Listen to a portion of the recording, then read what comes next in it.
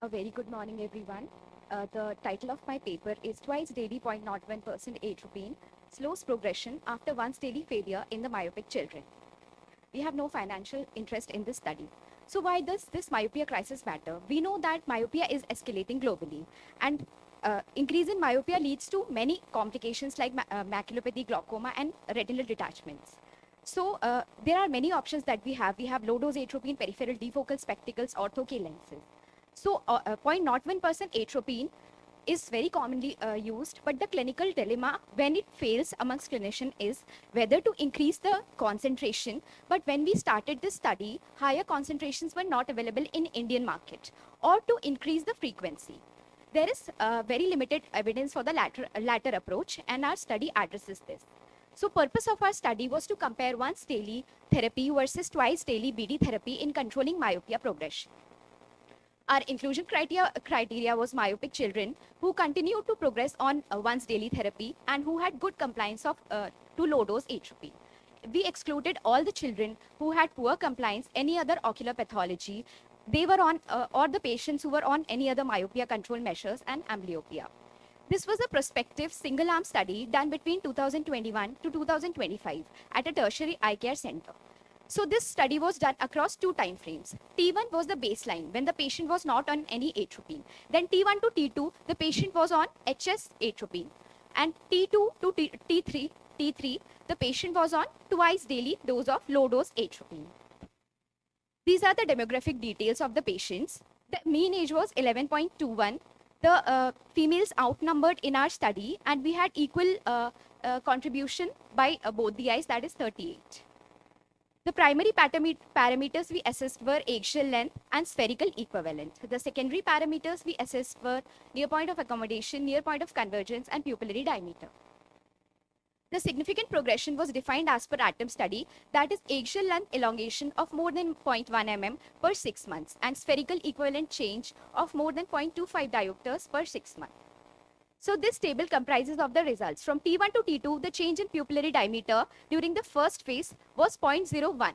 And during the second phase, it rose up to 0.21, which the change was statistically significant according to Wilcoxon test. And the change in eggshell length from T1 to T2 was 0.15. However, in the second phase from T1 to T2 to T3, the change in eggshell length significantly dropped to 0.08.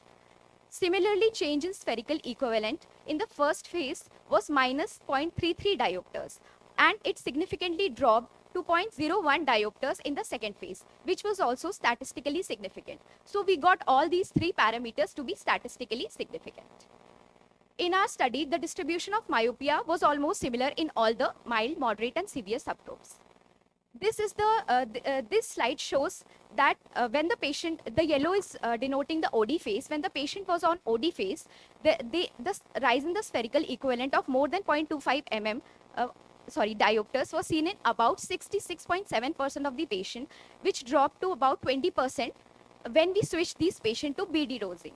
Similarly, the eggshell length rise of more than 0.1 mm per 6 months, which was about 72% in the first phase, dropped to 32% after twice daily dosing. The functional measures, this is the diagram showing accommodation and pupillary parameters. We all can see that during BD phase, that is the blue graph, they are a bit higher, means there were change in accommodation and pupillary parameters, but none of the child reported any visual blur, reading difficulties, etc. So while assessing that which parameter responded better, was it eggshell length or the spherical equivalent, we saw that both parameters changed, but there was significant reduction in the spherical equivalent. It almost plateaued. This is the subgroup analysis, which shows that these lines and the dots are overlapping closely. Means there was not much significant difference amongst the subgroup, both for eggshell length as well as spherical equivalent. So how this study aligns with the published evidence? Our study mirrors global evidence supporting twice daily 0.01% atropine. Similar to He et al., our post-intervention phase showed significant reduced eggshell elongation. Spherical equivalent progression almost plateaued after BD intervention, which is consistent with Zhu et al.'s BD benefit. So I would like to say that twice daily 0.01% atropine controls progression where once daily fails. Also, significant reduction in axial length and spherical equivalent progression rates was seen. Accommodation and pupillary function were preserved. No adverse effects were reported by the children. This study is consistent with emerging BD atropine literature.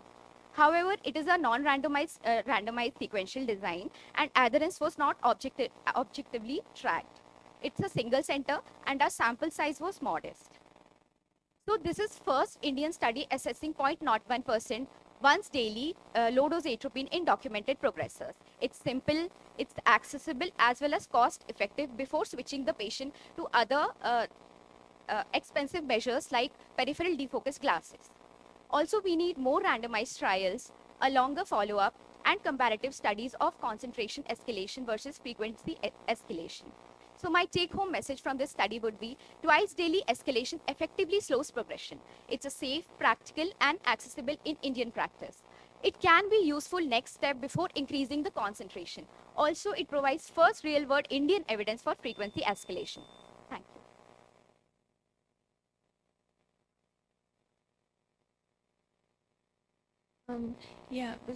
There has already been many studies in this regard on twice daily atropine. So you're saying that it is specific to the Indian population. Yes, ma'am. Okay. South Indian population. And when you ask them to put in the morning, is there any special instruction that you will give the children? Usually, ma'am, we advise only with punctal occlusion, not any specific instructions were given Okay. other than that. And how will you taper this after when you decide to taper? Which will you like to taper, the morning one, the night one? Ma'am, And we what haven't- was, have you tried it? No, ma'am, we haven't yet looked into the tapering, whether should we taper the morning dose first.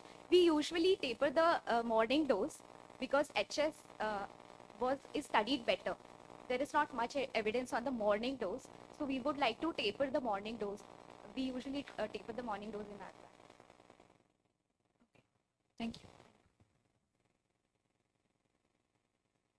Just one question. You spoke about the change in pupillary diameter.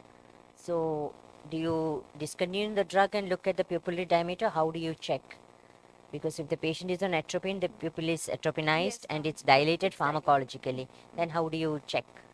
Ma'am, in the same way only, routinely we'll send for the patient for pupillary diameter evaluation. We So, won't do be you have stopping any the drug. pupillometer with you?